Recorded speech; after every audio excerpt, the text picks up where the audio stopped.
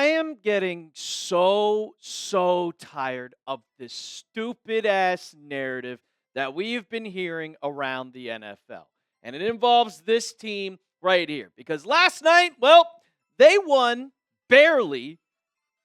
They beat the Las Vegas Raiders, and they are the number one team in the AFC. And everybody wants to say, the Patriots are frauds. The Patriots are frauds. And it's mainly this fan base right here. So on today's show of Patriots Today by Chat Sports, I'm here to tell you why the Patriots are not frauds. Everybody's calling them frauds, but I am here to prove to you why the Patriots are not. Because we're the two seed right now. If the Broncos eventually lose, which I predict that they will, we will be the one seed if we keep on winning. But if it's anybody that's frauds, it is the Denver Broncos. I'm about to curse. So freaking sick of this narrative that, it's the Patriots and their easy schedule. Well, guess what? I'm about to tell you guys a whole bunch why this team is the true fraud. But I keep hearing it on Twitter. I keep hearing it all over Instagram. I keep hearing it in the Chat Sports office for Broncos Breakdown host Trace Moustakis. It's all over the place. These two teams once again hate each other just like we did from 2012 all the way to 2015. So if you're tired of the Broncos fan base, just like we did in yesterday's video, because we're talking shit on them again, type your F Denvers down in the comments section. I want to see this comments filled with all Broncos hate down there. Let's start off. I got 3 reasons why the Broncos are frauds. And if you're wondering why I'm doing this video, well, go watch the Broncos Breakdown because they made a video literally saying why the Patriots are frauds. So we're going to do it just like for them. The first reason, quality wins. And all of their wins are pretty much just like everybody says about the Patriots. Well, guess what? The Broncos wins are, You beat the Eagles. Congratulations. Eagles, just like the Broncos, have a problem at quarterback, and Jalen Hurts is not that guy. They are struggling just like every other team. So, the Broncos defeated them. Congratulations. That's one of the many fraudulent wins, or few good wins that they have. The other wins that the Broncos have had, they have not looked good whatsoever. They keep winning, but it's barely. It's so close to them losing games. And at some point, it's going to come down and crash and burn. They played the New York Jets. They beat them by 2 points. They played the New York Giants. They were down 26-8 at home, and they barely snuck by at 33-32. You beat the Houston Texans. They are on a huge run. So I'll give them props for that win. You beat the Raiders at home 10-7. A joke. The Washington Commanders, who just got blown out last night, 31-0, 27-26. Oh, yeah, and the game went to overtime. And then yesterday, you beat the Las Vegas Raiders 24-17. All of those wins are just sickening. The Jets win. The Giants win. The Patriots blew out the Jets and the Giants. And then you barely beat the Commanders with Marcus Mariota in overtime? And it cost just a bad 2-point conversion. If you go and do the math, that's an average margin of victory of 2.83 points. 2.83. A field goal is at what they're averaging, beating teams that are the joke of the NFL. The Giants are a joke. The Jets are a joke. The Commanders are a joke. And the Raiders are the biggest joke. None of those wins are quality. None of them at all. They have not beaten a really good opponent, except for maybe the Eagles or the Texans. But then everybody's going to come back and say, Brett, the Patriots haven't beaten anyone. They've played an easy schedule too. Blah, blah, blah, blah, blah. That's the reason why they're 11-2. Well, I got news for you. And if you go on to, not Patriots Today, because we're Patriots Today. If you go on ESPN and you looked at the strength of schedule and you look at the strength of victory, well, the strength of schedule, it's very close. The Patriots do have an easier schedule at .349, and the Denver Broncos are literally right in front of them at .374. But then if you look at the strength of victory from each team, this is the strength of victory from each team that each team has beaten. The Patriots have beaten the Bucs. Patriots have beaten the Bills. They have beaten the Panthers. The Denver Broncos, .327. They have a worse strength of victory than the New England Patriots because they are a joke. And right now, when you look at the AFC playoff picture, well, I see the Patriots beat the Buffalo Bills. So that's a good win. They also play the Denver Broncos. And Miami now is on a huge run. Did you know the Dolphins have the same record as the Chiefs right now? Yeah. They also, I see Cincinnati in there at 4-9. Patriots have that win too. Right now, the Broncos have the number one seed. But the Broncos have a tough schedule ahead of them where they have to play the Green Bay Packers, and it's Toyota-thon. I don't want to see Jordan Love in Toyota-thon. They got to play the Chiefs. They got to play the Jags. They got to play they got to play the Chargers. It's going to be a tough road for them. And the Patriots, we got a tough game this Sunday, which we'll get to later this week, and it's a big must-win against the Buffalo Bills. I'm worried about the division, but I'll ask you guys: will the Patriots be the number one seed in the AFC? Give me a Y for yes, or give me an N for no. I think the Patriots are going to win at least 3 out of the next 4 games, and they're going to end up being the one seed because the Broncos are frauds. The next reason, they are one-dimensional.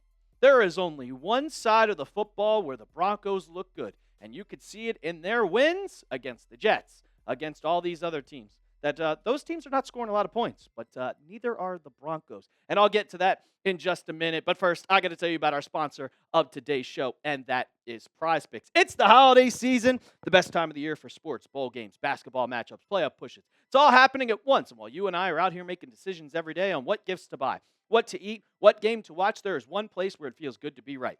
Prize Picks. Prize Picks is simple to play. Just pick more or less of 2 to 6 player stat projections, and if your picks are right, you can cash in. Prize Picks now has early payouts. If your lineup gets off to a hot start, you may now have the option to cash out those winnings before the game even finishes. I made a lineup for Monday Night Football, and you guys know I'm a hater. I'm hating on Denver right now. I'm also hating on Philly. Jalen Hurts, the less on his passing yards, 193.5. Justin Herbert, give me a more on his passing touchdowns. All you need is one. And Oronde Gadsden, he's been going off as of late. Give me the more on his receiving yards at 38.5. Download the app today and use code CLNS to get $50 in lineups after you play your first $5 lineup. That's code CLNS to get $50 in lineups after you play your first $5 lineup. Prize Picks. It's good to be right. All right. So this is the entire team. It's just the defense. The Broncos' defense is great. Their offense it's middle school. It is JV-type stuff that you see on the field. I will give them, their defense, amazing props. It's great. Zach Allen's great. Nick Bonitto's great. Pat Surtain, you're the second best cornerback in football next to Christian Gonzalez.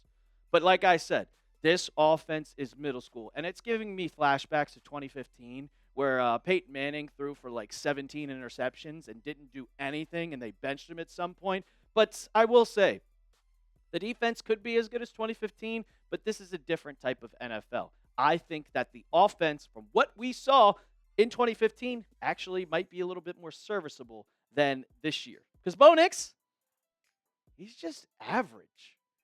Like, he's not bad, but he's just meh. It's like, yeah, he's decent, he's good, but he's not Drake May type good. And if you look at the stat comparisons between the two quarterbacks, also Drake May was on a bye week this week, and you're probably wondering, Brett, why are you putting attempts in here? What does that matter? Well, Bo Nix has 470 attempts, and Drake May only has 386. And Drake May, better completion percentage, way more yards, almost 500, more touchdowns, and less interceptions. Drake May, way, way better quarterback than Bo Nix. And when I watch Bo Nix, I see what the narrative everybody used to talk about with Tom Brady, which was false, about being a little check-down artist, because Tom Brady was not. He was never a check-down artist. But look at Bo Nix. Look at that passing chart from yesterday against the Raiders. 24 out of his 31 completions were within 5 yards. 1, the dude doesn't go over the middle of the field. 2, the dude doesn't throw the ball more than 5 yards down the field. How are you supposed to win football games when you're throwing literally 5 yards down? Like, that is unbelievable. Check down Charlie. We should call him check down Charlie Nix instead of Bo Nix. And throughout the season, it's going to start falling down when you start playing better teams. If you look at the quarterback efficiency for every single quarterback in the 2025 NFL season, you see in that type right corner our MVP quarterback Drake May, better than any other QB in the NFL. But where's Bo Nix? Down there in the likes of Bryce Young, Justin Fields, Jada Daniels, Michael Penix. Like, he is not playing good. I think Tua Tagovailoa is playing better than him, more efficiency. You don't want to be in the J.J. McCarthy or Dylan Gabriel, Cam Ward type range. But Bo Nix is in the back left. He's not playing great, and he has not played a very good season so far. Has he led the Broncos to some victories? Yes. I'll give him credit for that Chiefs one. But overall, he has made a lot of mistakes. They solely rely on this defense. They solely rely at getting to the quarterback. That's how they beat the Commanders. That's how they've won a lot of their ball games. Because if it wasn't for their defense, they probably have about 4 or 5 wins. Good teams, when you start playing really good teams like the Packers next week, I'm expecting them to get exposed. And the last reason, well, because history tells you, if you are a truly one-sided team, you are going to fall off at some point. Let's go all the way back. Well, not too far back, but a couple years back, 5 years ago, to the 2020 Steelers. And they started off extremely hot. Everybody was talking about, oh, this is the Super Bowl favorite team. This is a great team. Well, what happened to the 2020 Steelers? They started off 11-0. They finished the season 12-4 and lost to the Browns in the wild card round. They got blown out by the Browns in the wild card round. And, well, what are you saying, Brett? It's the Steelers. It's not the Denver Broncos. Well, if you look at the offensive ranks compared to the defensive ranks, because I'm not going to go about number statistics, I'm just going to go comparisons from the NFL. And you look at the offense for the Steelers back in 2020. Their points for, they were 12th. Yards, they were bottom half of the NFL. Passing yards, back half of the NFL. Rushing yards, dead last. And on third down, they were in just about 14th. And their defense, though, their points for, amazing, third best in the NFL. Their yards total, third best in the NFL. Their passing yards, they were lockdown defense, third in the NFL. Rushing yards, 11th. Third down, they were fifth. Their defense was incredible. So a great defense and a mediocre offense, that sounds really familiar, doesn't it? That sounds a lot like the team that's the number 1 seed in the AFC currently, the Denver Broncos. And the strength of schedule, if we go back to it, 2025 Denver Broncos, according to ESPN, is .374. Back in 2020, Steelers' strength of schedule was .457. So the Steelers had a tougher schedule and also fell off the face of the earth because they had no offense and only defense. Sound a little bit familiar? Well, we're going to find out this Sunday against the on 425. So we actually get to watch the game because we're playing at 1 o'clock. Broncos, they play the Green Bay Packers. If the Broncos lose and the Patriots win, back to the number 1 seed. You see, Vegas already thinks the Packers are going to win. And you see the total right there. They're relying on their defense. But maybe we'll go live for that one. Maybe if the Patriots beat the Bills, maybe we'll stay live. You let me know down in the comments if we should go live for that game after and have a little hate watch party. But we got another team to hate on because, guys, we got beat.